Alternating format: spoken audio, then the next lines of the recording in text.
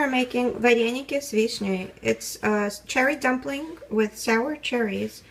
Since we don't have sour cherries to be found around here, I'll be using a jarred sour cherry, and I'll show you how to make them from scratch.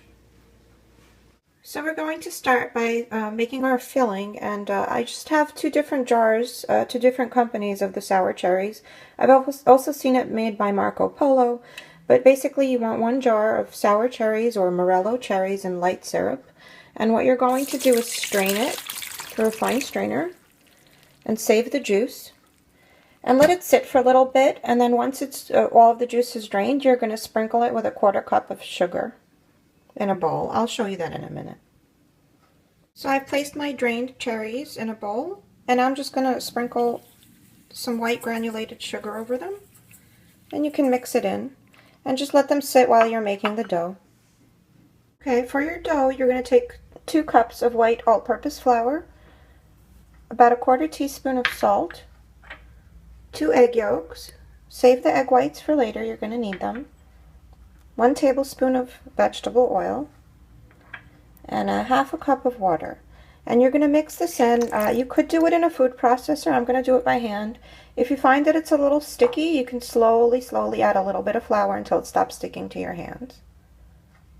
So my dough was a little bit sticky. All I did was I put a little bit of flour on my work surface, and I worked in probably 3, maybe 4 tablespoons more, but you really never know with dough because it kind of depends on the humidity and stuff like that, and the size of your egg, and God knows what else. But I'd rather start with a sticky dough and add flour than start with a dry dough and add water, because that never seems to work. So you want your dough to be kind of soft and pliable and not stick to your fingers.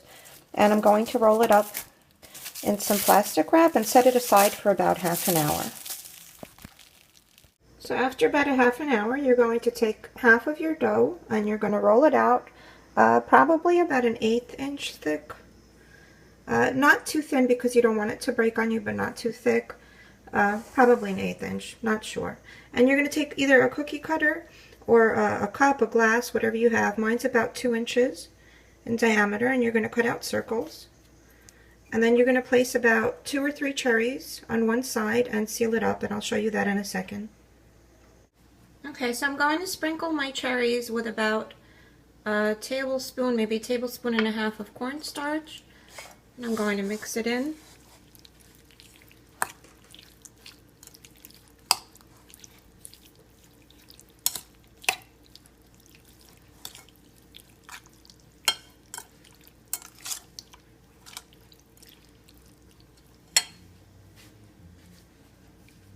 And then I'm going to take my circle that I cut out. I'm going to place my cherries right there. And then you're going to seal it. Now, you can use your egg white from before, what you saved from the egg yolks that you separated for the dough. And you can just dip the tip of your finger in it and rub the edge. And then all you do is you fold it shut, and then you use your fingertips to squeeze it, and so that you get a tight seal. You don't want them to break on you. And then I have a lightly floured cutting board. I'm just going to lay them there until they're all ready to be cooked. I also want to add that you want to beat your egg white with a tiny bit, like a couple of grains of salt with a fork. Just mix it up before you use it to stick your dough together.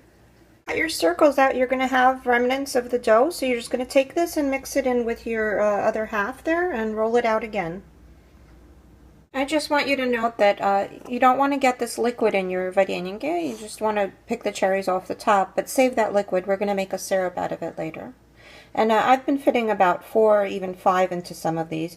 You don't want to overstuff them, but get as many as you can in.